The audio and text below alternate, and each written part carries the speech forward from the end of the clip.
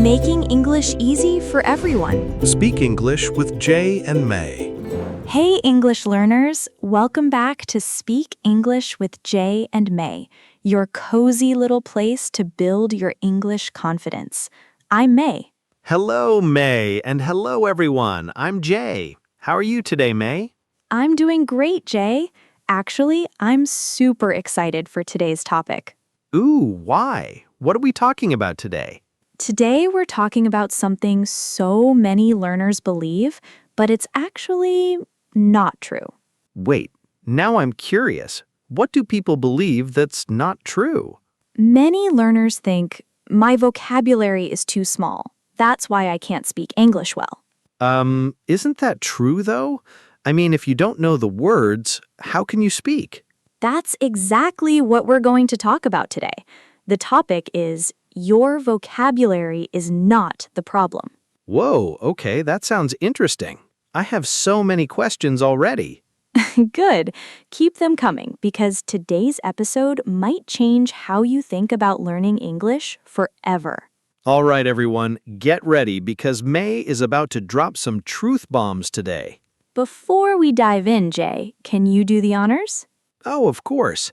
Hey, everyone, if you enjoy listening to our podcast, please hit that subscribe button, give us a like, and turn on notifications. We make a new episode every single day, so you don't want to miss out. Yes, every single day, not every week. We really show up for you. That's right. Okay, May, now let's get into it. Why do you say vocabulary is not the problem? Okay, so here's a question for you, Jay. Do you know the word happy? Of course. Everyone knows that word. Do you know sad, tired, hungry, excited? Yes, yes, yes, and yes. Easy words. Right, so if I ask you, how do you feel today? Can you answer? Sure. I would say, I feel excited today. See? You just did it. You used simple vocabulary and you communicated a full idea. Okay, but what's your point? My point is, most learners already know enough words to have basic conversations. The real problem is somewhere else. Wait, here's the interesting part I want to know. If it's not vocabulary, then what is it? Good question. It's usually three things: fear, structure, and speed. You mean like being scared to talk? Exactly. Fear of making mistakes, fear of sounding silly, fear of people judging you. Oh man, that's so real. I think a lot of people feel that. Totally. And here's the funny thing, Jay. Even when people know the words, fear freezes their brain. Freezes? Like ice? Yes, exactly like ice. Imagine you're in a meeting and someone asks you a question in English. Okay, I'm imagining it. You know the words. You know yes, I think, maybe, because, but suddenly your brain goes blank. Oh my gosh, that happens to me sometimes. I just stand there like, Right. That's not a vocabulary problem. That's a confidence problem. Wow. Okay, that actually makes so much sense. So many learners spend years memorizing thousands of words, thinking, once I know more words, I'll speak better. But that's not always true. Wait, so are you saying we shouldn't learn new words? No, learning new words is great, but it's not the main solution for speaking fluently. You can know 5,000 words and still freeze in conversation. Okay, so what actually helps people speak better then? Great question. Let's talk about the second thing, structure. Structure? Like grammar? Kind of, but simpler. I mean, having a few basic sentence patterns ready to use anytime. You mean like templates? Exactly. For example, I think, in my opinion, the reason is, for example, these are like little building blocks. Oh, so instead of thinking about grammar rules in your head, you just use these ready blocks. Yes, it's like cooking. You don't invent a new recipe every single time. You use patterns you already know, and you just change the ingredients. Oh, that's a great way to explain it. So the ingredients are the vocabulary, but the recipe is the structure. Exactly, Jay. You got it perfectly. This is where things change for me, honestly. I always thought I needed more words, but maybe I need more patterns. Yes, and once you have patterns, your brain doesn't need to search so hard. It becomes automatic. That's so cool. Actually, can you give me another example of a pattern like that? Sure, try this one. The good thing is, but the bad thing is, you can use that pattern for almost any topic. Ooh, let me try. The good thing is I love pizza, but the bad thing is it's not healthy. Perfect! See how easy that was? You didn't need any advanced vocabulary at all. Wow, you're right. I just used a simple pattern and simple words and it worked perfectly. Exactly. That's the power of structure.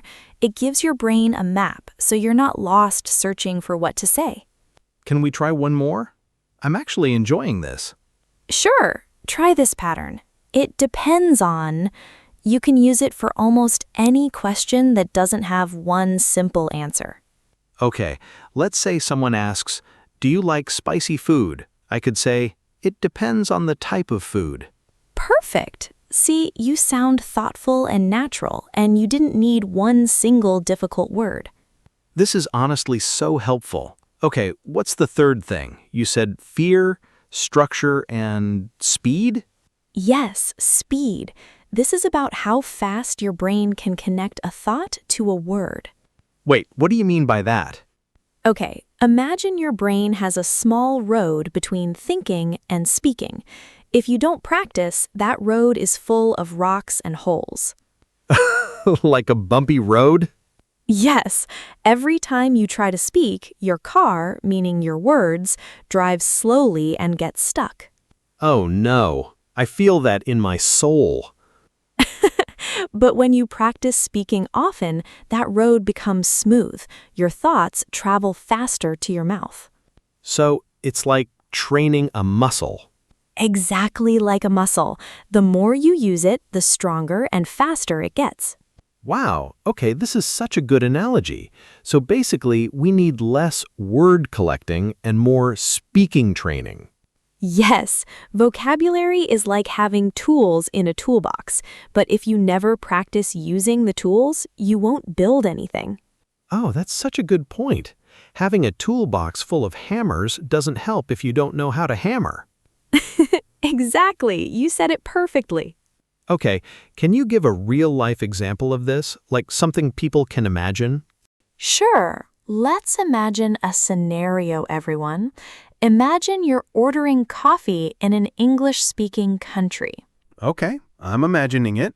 I'm standing at the counter. The person asks, "What can I get for you today?" Do you need a hard vocabulary word to answer? No, I could just say, "Can I have a coffee, please?" Exactly, simple words. But if you're nervous, you might freeze, forget how to say coffee, or speak too quietly. Oh my gosh, that's happened to me before. I knew the word, but I just felt so nervous. See? That proves it wasn't your vocabulary. It was your confidence and your speaking speed. Wow, this is like a light bulb moment for me. I love that. Let's imagine one more scenario because I think it will help everyone understand even better. Okay, I'm ready. What's the scenario this time? Imagine you're at a small party and someone asks you, "So, what do you do for fun?" Oh, that's a common question. Okay, I'm imagining it. Now, you know words like watch, movies, read, books, music. Simple, right? Yes, very simple. I could easily answer that. But many learners still pause, feel nervous, and think, how do I say this perfectly? And that pause makes them feel like they failed. Oh, I totally understand that feeling. The pause makes you feel like you don't know English when you do. Exactly. But the truth is, Even native speakers pause sometimes. Pausing is normal, it's human, it's not a vocabulary problem. Wow, that's such a relief to hear, honestly. So now let's talk about how to fix this. Yes, please. I need solutions. First, stop chasing more words and start practicing using the words you already know. You mean like using the same easy words in different sentences? Exactly. For example, take the word good. You can say, the food is good, my day was good, that idea sounds good. Oh, I never thought about reusing simple words like that. Most native speakers use simple words all the time. Conversations don't need fancy vocabulary to sound natural. Wait, really? I always thought native speakers used big, complicated words. Not really. Actually, simple and clear is usually better. Big words can even sound unnatural if used wrong. Oh, wow. That's actually really comforting to hear. Second tip, practice speaking out loud, even alone. Talk to yourself in English about your day. You mean like talking to my mirror? Yes, or while cooking, walking, or cleaning your room. Just describe what you're doing in English. Oh, that actually sounds fun. Like narrating my own life. Exactly. This builds that smooth road we talked about earlier between thinking and speaking. Okay, I'm definitely trying that today. Third tip, don't wait until you're ready to speak. Speak now, even with small mistakes. But what if I make a mistake in front of people? Everyone makes mistakes, Jay. Even native speakers make mistakes. Mistakes are proof you're trying, not proof that you're bad. I love that. Mistakes are proof you're trying. Exactly. Confidence grows from action, not from waiting to feel confident first. Wow, that hit me. So we shouldn't wait for confidence, we should build it by doing. Yes, confidence is a result of practice, not something you get before you start. Okay, I'm loving this episode so much already. What's another way to improve speaking speed? Great question. Try shadowing. That means listening to a short sentence, then repeating it right after, copying the rhythm and tone. Oh, like imitating someone speaking. Exactly. It trains your mouth muscles and your brain's timing together. That's such a simple but powerful trick. Yes, and here's the best part. You don't need thousands of new words to shadow. You can use sentences you already understand. So it's really about training, not collecting. Yes, Jay. Training beats collecting every single time. Wow, I really needed to hear this today. Actually, is there a simple daily habit we could start with? Something small? Yes, great question. Try this. Every morning, describe your plan for the day out loud in English for just 1 minute. Just 1 minute? That sounds so easy, anyone can do that. Exactly, that's the point. It doesn't need to be long or perfect, it just needs to be consistent. I love that. Small and consistent instead of big and overwhelming. Yes, because big goals often scare people away, but small habits actually stick. Okay, I'm definitely starting that 1 minute habit tomorrow morning. I'm so glad. And you know what? A lot of learners give up too early because they think, I don't know enough words yet. Right. And that keeps them stuck forever, waiting for some perfect vocabulary level. Exactly. And that level never really comes. You can always learn more words forever. But speaking confidently can start today with the words you already have. Wow. Okay. I think this episode is going to help so many people stop feeling stuck. I really hope so, because English isn't about knowing everything. It's about using what you know, bravely and naturally. That's such a powerful way to end this deep dive. Any last tip before we wrap up? Yes, one last thing. Focus on communication, not perfection. If someone understands your message, you succeeded. I love that. It's not about sounding perfect, it's about connecting. Exactly, Jay. Speaking English is about connection, not competition. Wow. Okay, everyone. I hope you're feeling more confident after today's episode. So here's a question for all of you listening. What's one small English sentence you can say out loud today, right now, using words you already know? Yes. Comment below and tell us your sentence. We would love to hear it. We hope you enjoyed this session. Don't forget to subscribe, like, and share this episode with a friend who's learning English too. And remember, we make a brand new episode every single day, so come back tomorrow for more. Thank you so much for spending this time with us today. See you in the next episode. Bye, everyone. Bye, English learners. Keep speaking bravely.